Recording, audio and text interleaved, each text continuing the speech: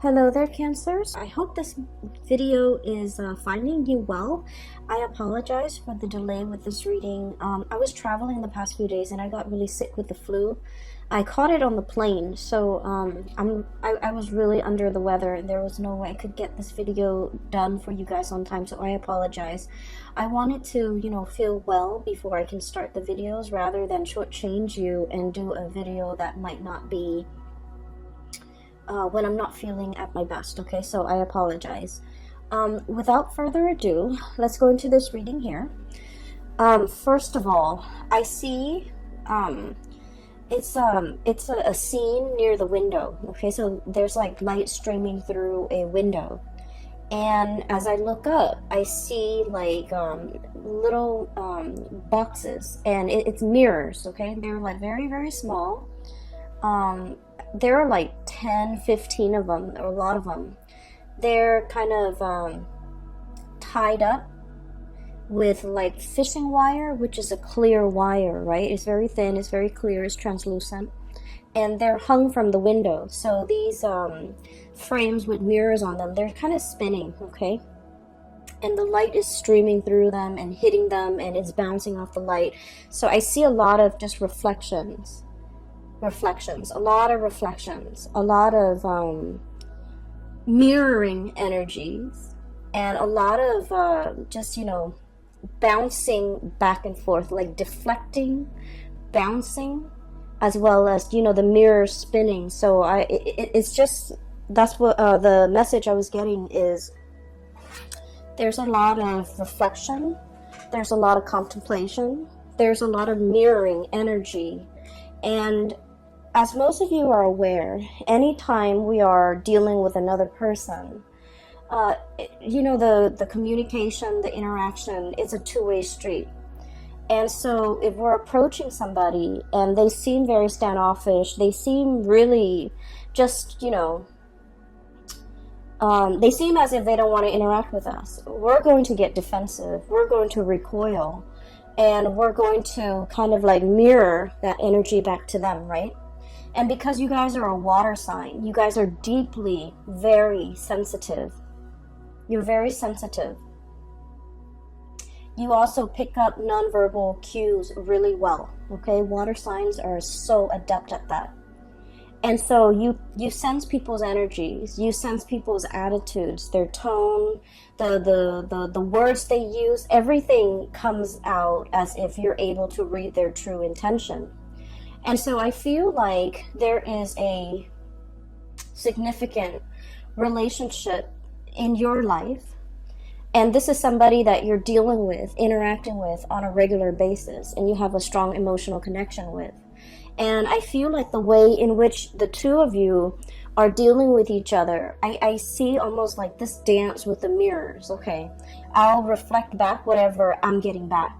So it's like you're not approaching each other with your true, authentic self. You're mirroring exactly whatever they give you, and they likewise. They're mirroring whatever you give them. I feel that you're not able to show your true colors or your true intentions because you're deeply sensitive. You don't want to get hurt. You don't want to feel rejected. You don't want to say something and have the other person shoot down your ideas, shoot down your plans because, you're sensitive. But I feel that the person that you're dealing with, kind of like that sun streaming through the window, it's vibrant, it's fiery, it's passionate. And this is somebody who's very verbose, who's very opinionated, who's very like, in a normal interaction, they are very authentic. They have strong opinions, they have strong ideas, they have plans, and they're able to verbalize all of these. But when they're interacting with you, because they see you very skittish, very, I want to say slow to act, slow to move, they feel rejected because this person has a lot of pride, okay? So I feel like two people coming together, and one person, you, deeply sensitive, and the other person has a lot of pride. And both parties are very afraid about getting hurt. because, you know, one person is like saving face and the other person is just like emotionally, I don't want to get hurt. And so we have a little bit of a stalemate here where there's lack of communication, meaningful communication, where there's a lack of being able to come together, being able to talk about things, being able to reconcile, being able to resolve issues, resolve problems, because both of you have your walls up and both of you have your own hang-ups and your own blockages that's disallowing the two of you to come together. So lots of mirroring energy. One person might say, you know, like, hey, do you want to go out on Friday? And then I feel like they might say that to you. And then you kind of hesitate. You're thinking, you know, you're pausing and you're thinking like, what do I have to do Friday night? Is there anything important? But because you take that step back and because you hesitate without telling them, give me just 1 second, let me think about, you know, what I have to do on Friday night. Because you're not able to tell them that, they see you hesitate, they see you taking a step back, and they mistakenly think that, oh, this person, you know, the Cancer, doesn't want to go out with me, doesn't want to see me, is not interested. And so they back off, and they might say in a very flippant way, oh, it's okay, I'm actually busy anyways. Or they might inadvertently say, you know, Joan and Mike, my other friends are going to be there, you should come with us if you like. And then they dash off because their pride has been hurt because they feel rejected. So I just feel like there's so much miscommunication. And we need to be very aware. And, you know, this is not on you because, like, the energy is mirroring, right? I don't feel this is entirely on you. But I just feel that there is a strong need to communicate, okay, a very strong need to communicate. Look at this roar. This is the Five of Wands, fighting, arguing, not being able to agree on things. But look at this roar. This is really powerful. This is somebody who's very, very pissed off. This is somebody who has so much to say, and yet, when you look at this card, you feel the frustration, right? You feel the anger. You feel the need to communicate, and yet we're looking at it and we don't hear any noise, right? So this is what I mean. I just feel like there's so much that needs to be hashed out. There's so much that needs to be said. And look at this. One person is screaming and the other person is recoiling. The other one is conflict avoidant. The other one is like, you're being uncouth. You're being too melodramatic. You're being... So like, one person has so much they want to say, and the other person, I feel, is being dismissive. And so, this spread is ripe with miscommunication, misunderstanding, not being able to put ourselves in another person's shoes. That's what it feels like to me. They with you or you with them. And whenever I see that happen, whenever I see a situation or the energies that where one person is not able to understand where the other person's coming from, and one person is, you know, accusatory, like, oh, that person's so melodramatic, that person is such a drama queen, that person like blows things out of proportion, that person is you know, too impulsive, whatever it is, like these accusations. Every time we do that, I feel as if the other person, you know, whenever anger or really strong emotions come out, it's rarely just about one thing, right? It's a series of things, of life experiences, a culmination of all the things that could go wrong. And it's kind of like, you know, on that day, it's the perfect storm condition happens, and then that person just blows up. So it's just rarely one major factor, one major event. It's a series of things that contributed to this outpouring of really strong emotions. And we can't be dismissive. We have to, begin the process of learning to put ourselves in somebody else's shoes little by little, day by day, to be able to understand how a series of events have shaped the person that they are, and what we can do in order, given their penchants for possibly blowing up, being very emotionally explosive, or being melodramatic, whatever we want to call it. Those are symptoms of something deeper, right? I'm not asking you to be a psychiatrist. I'm not asking you to be anybody's therapist. I am asking you, as from what I see here, is to listen to what's really bothering the other person without projecting, okay? Leaving our preconceived notions at the door when we're dealing with this situation, so that we can really hear what the other person is trying to say to us. And I mentioned before, you guys are deeply sensitive. You guys are very deeply sensitive. And you pick up a lot of nonverbal cues that other signs miss, because you're very observant. You understand human behavior. You understand things really well in a very intuitive, automatic way. But when you're dealing with this person, I feel like, you have your mind made up about them. They are a certain way. And so conversation is at a standstill, because in your mind, they are this way, and nothing they can do will ever change that. And so you don't want to listen, or you tune out, or you dash out the door. You don't want to, it seems to me like it's dismissive. Okay, and once again, it's a mirroring energy. So they could be doing the same thing to you. And so one of the things that we can do to kind of de-escalate this tension as we progress through, January, we have here the Hangman. And we have the Ace of Swords. So let me talk about this, because this is pretty much your outcome. This is like the saving grace in this spread. Both amazing cards, okay?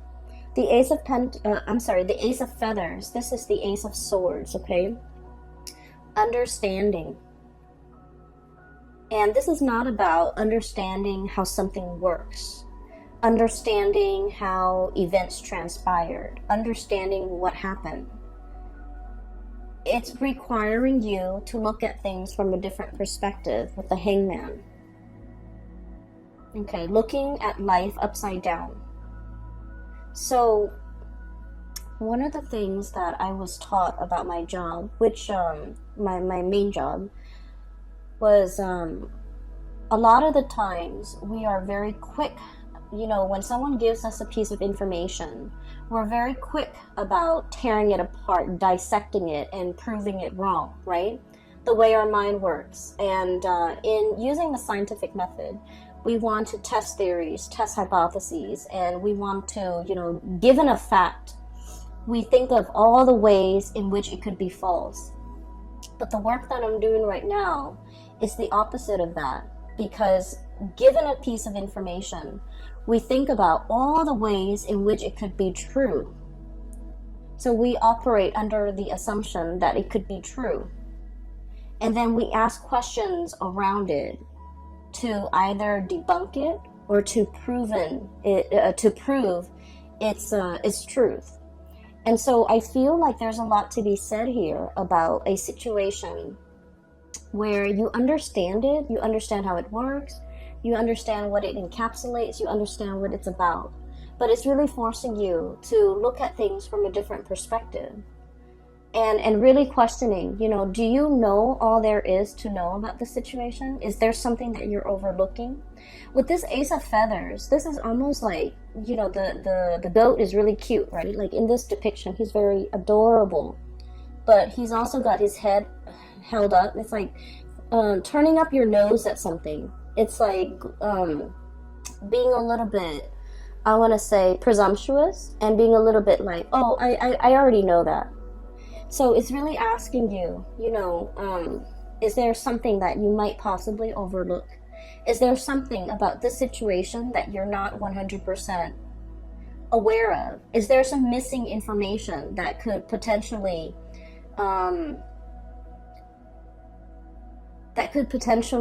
dissuade you from a specific course of action or a specific opinion? Is there some major piece of information that could turn this situation around? Because I feel like at the very last moment, there's going to be something coming into the picture that will turn the situation around. A last piece of information, a last ditch attempt, because I feel like somebody is trying to communicate with you.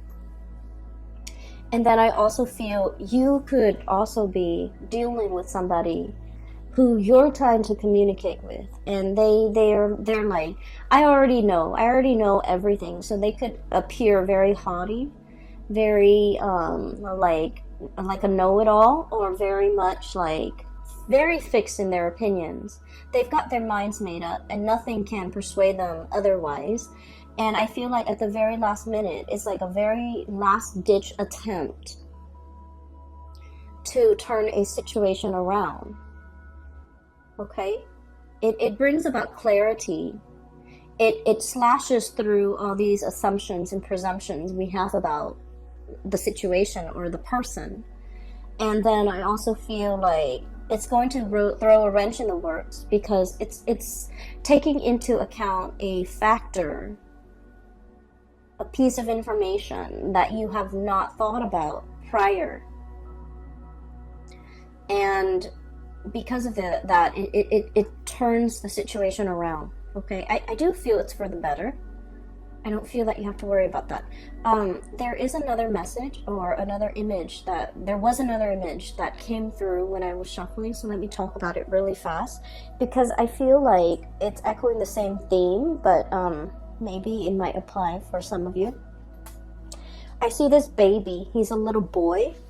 He's a toddler, like really young toddler. So, you know, he's at an age where he can crawl around and can make noises and stuff, right? So like probably around 2 or 3. He's sitting on a couch, and it zooms into him sitting on a couch, and he's so adorable. And I'm kind of seeing his profile. He's looking this way, okay? He's on the couch, and mom and dad are kind of walking past him, walking back and forth, possibly packing, maybe moving, renovating the house. Either way, they're very busy. They're walking back and forth. And he's looking at all this activity around the house. He's looking at mom and dad pacing back and forth. And he's confused. You know, he's just like, why does it feel so tense in here? Why does it feel so busy? Why do they both seem so worried? So keep in mind, his whole world revolves around his mom and dad, okay? So babies are designed in such a way that, you know, they recognize their caretakers. They recognize the person that will feed them, the person that will tuck them into bed, the person that will protect them from harm. So, you know, it's an evolutionary development where in utero, they recognize their mother's voice, their father's voice, if the father's in the picture. And they recognize, you know, for sheer survival instincts, they recognize faces of the people that will take care of them. And so he's looking at the faces of his parents, and I don't see their faces. I just see them kind of like walking back and forth near him. And they seem worried, they seem distressed, and he's just like, he feels anxious, but he's a baby, he doesn't know why. And then he's kind of scared a little bit. He feels uncomfortable, he feels scared, so he reaches his arms up. And when babies do that, it means they want comfort. They want to be held. They want to be close to you. They want to either soothe themselves or even sometimes soothe you. And mom and dad is just walking back and forth. They're too busy and wrapped up in their own things, and they don't notice that he's crying for attention. So he does that, and then he gets ignored, and then he, you know, starts making noise with his mouth, and he gets ignored, and then he starts crying. But I don't hear any noise. I don't hear any sound. I don't hear the sound of the child crying. I just saw this scene where there's a situation that where somebody is like reaching out, trying to contact, trying to communicate, they might not have the vocabulary in which to communicate with you. And so the scene cuts out. So I feel as if it's asking you, you know, is there somebody in your life that you're not giving enough attention to? And, you know, God forbid, I don't think it's like a toddler, but I feel like it's somebody who is not able to communicate, who might not have the vocabulary, who might not have the linguistic skills, who might not be mentally aware of their needs and their wants. They just know that they feel uncomfortable. They just know that they want to break the silence. They just want attention. They just want you to focus on them. And you're very busy going about your day. And this is where I feel like, you know, you feel like the other person might be a little bit melodramatic, but I feel like you're dealing with someone who's very deeply intuitive and very deeply sensitive as well. The way in which they project it is they're very proud. Okay, so when they want something and it's shut down, then they recoil and they never ask again. Okay, so that's what I'm sensing. I feel for many of you, there's a situation here. It's like a love relationship. It could be family as well, but I feel more so love relationship with a significant other, where one person might want to be, you know, intimate, and the other person's very busy. And then the person that wants to be intimate asks, like, hey, you know, let's spend the night together. And the other person's like, I'm busy.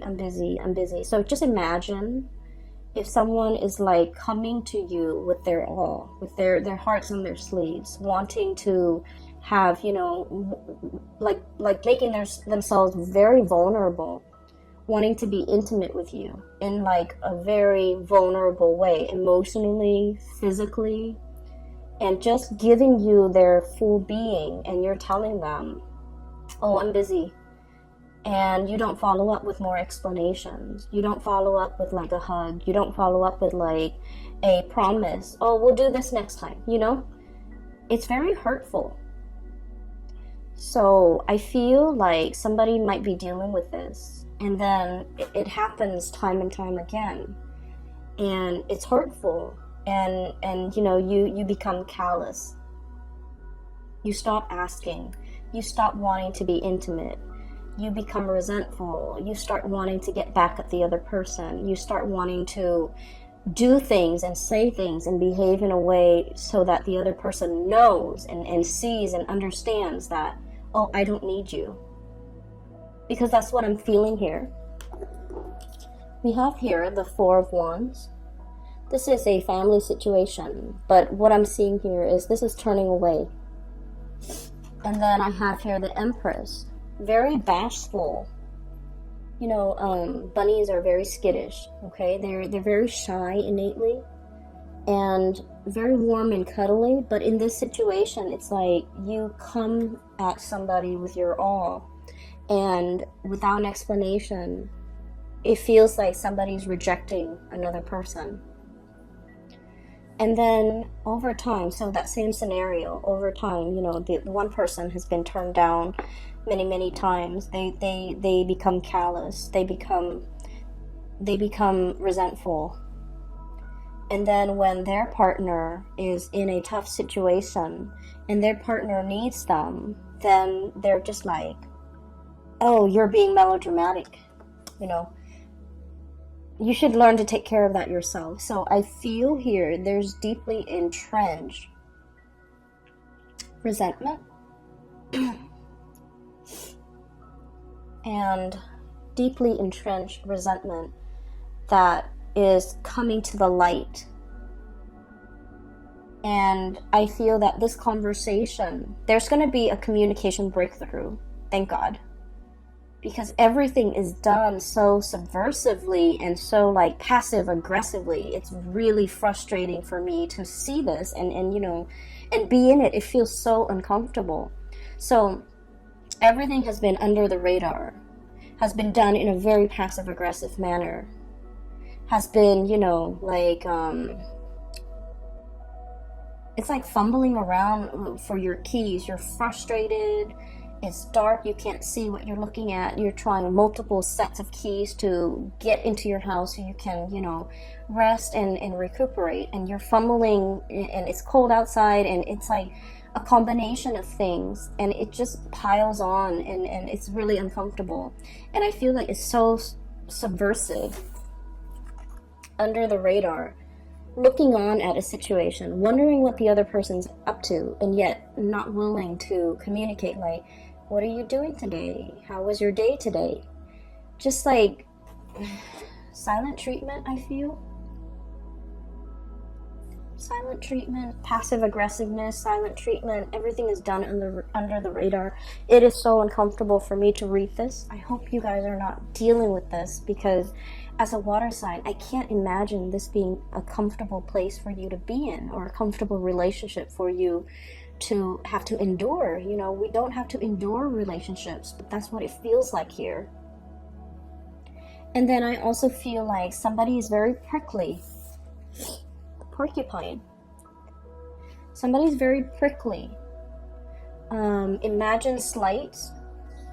You could give them a compliment and they're defensive, you know, and they're just like, what do you mean by that? And even though you're giving them a compliment, a perfectly sincere compliment, so I feel like there's just so much room for misunderstandings here.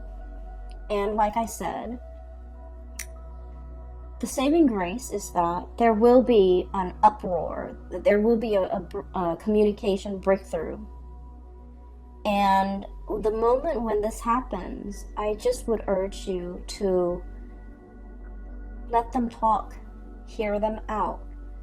Let the stream of consciousness pour out, because you're dealing with a situation where it's not just about one thing that you know, created the misunderstanding. It's a series of things, layers upon layers of BS, you know, evasiveness, resentment, missed opportunities, just like layers and layers of it piled on. And they need to get that off their chest. They need to unload, and they want you to understand it's not just one thing, Cancers. It's a myriad of things. And I just feel like you're dealing with someone who is not sophisticated with the way in which they express themselves, okay? So let's just say, and let me explain what that means. I don't want cross-watchers to get offended, but this is what I want to say, especially if you're a cross-watcher and you're a fire sign. Lack of sophistication when it comes to communication, and this has nothing to do with the way which you communicate, but it has something to do with the way in which you communicate with your Cancerian person. Does that make sense? So this is not about, you know, you being a bad communicator. This is just you communicating in a way so that the Cancer person can understand. So let's just I'll give you an example. I'll use Cancer and Sagittarius because that's a really hot duel right now. Okay, so Cancers and Sagittarius, they're walking around. Okay, it's kind of like a cool day, not too hot, not too cold. And the Sagittarius is, you know, Sagittarius is dressed really well, and Sagittarius is expecting for it to get really cold. So Sagittarius wore her winter boots and her winter coat, walking around with Cancers. Cancers, you know, of course, checks the weather and knows that it's not going to be too hot. So Cancers is dressed appropriately, sneakers, a light jacket, and, you know, is feeling really comfortable. And then Sagittarius is walking around, getting a little bit hot, getting a little bit like warm under the collar, and they're realizing that their boots It's not appropriate, and they're realizing that it's hurting their feet, and they're realizing that their wool socks is burning up, and so they're getting frustrated, and everything is just, it seems like because of their own physical discomfort, everything that day just becomes bad. Okay, they could go to like the nicest restaurant, and then Sagittarius is just frustrated and it's like, I don't like the food, I feel hot, I feel tired, my feet are uncomfortable. And so you feel like the Sagittarius person is very melodramatic, and the Sagittarius person doesn't want to ruin the fun, doesn't want to say let's go home, doesn't want to say like, it's like there are so many things the Sagittarius person might not know what is really bothering them. And what is really bothering them could be as simple as, my shoes are too hot, my socks are too hot, I'm not dressed appropriately, I'm wearing this big coat and I just want to throw away this big coat so I can be comfortable. But the Sagittarius might not know how to verbalize all these things, all of these factors that are affecting their emotional state. And so when they are upset, they just lash out, like they're frustrated and they're angry, and they're picking at the things that's right in front of them rather than getting to the root of the problem. Okay? And so I feel like, this lack of sophistication when it comes to being able to know exactly what's bothering us, what is the root of the problem. And like I said, I mean, in their defense, it's like, it's a lattice, like a lattice on a pie, layers upon layers of things over the years, just piling on. And, I feel like one person is not able to forget all of the slights, all of the hurts, all of the rejection, all of the times in which the other person made us feel this little, and they hold on to that resentment. And so I do urge you to be patient with whoever it is that you're dealing with. And if you are a cross watcher, I do urge you to be very patient with your Cancerian person, because I feel like there's a very important conversation that needs to be had. Temperance, we have patience. Things are not always black and white, okay? Layers upon layers. Okay, things are not always just clear cut. Some people don't see things in black and white. Some people are just like, let's make allowances for gray areas. Let's, in the real world, things are rarely neatly compartmentalized in their equivalent parts like this. So this is sort of like, give and take. I say one thing, you say another. We both try to hear each other's side of the story, and being patient as well. The stripes on the zebra helps it blend into its environment, okay? So it's like being able to blend in, but also being able to put ourselves in another person's shoes, okay? So I feel like this is what's coming through for you guys.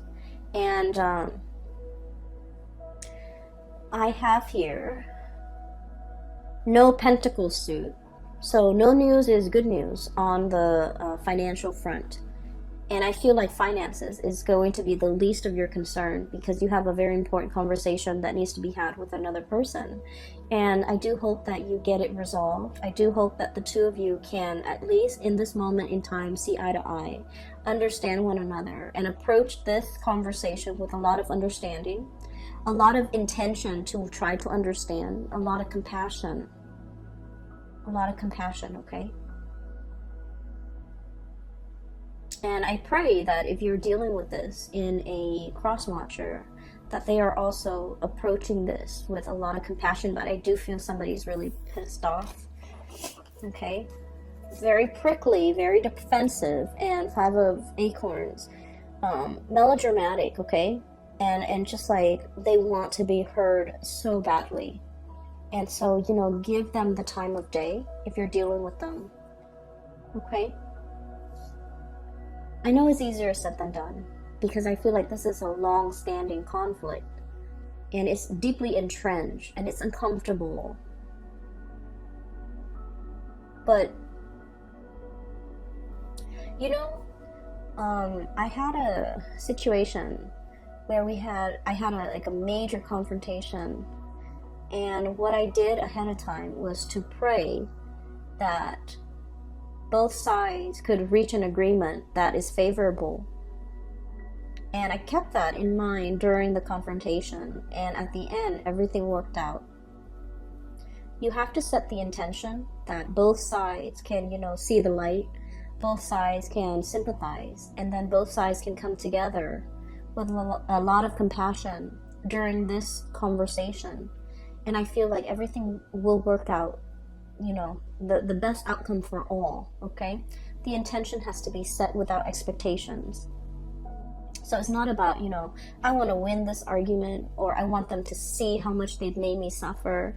It's not about that. It's about, doing what's best for both parties and approaching a situation with compassion from both sides. I will leave it at that for you, Cancer. I hope the February reading brings you a lot more closure and a lot more peace. I apologize if this sounds negative. It's what I'm seeing, so I have to relay what I see. Once again, I apologize for the delay with this reading. I wish you all the best, okay? Take care of yourself, and I hope that everything clears up so we can start, the new year with new energies, okay? Take care.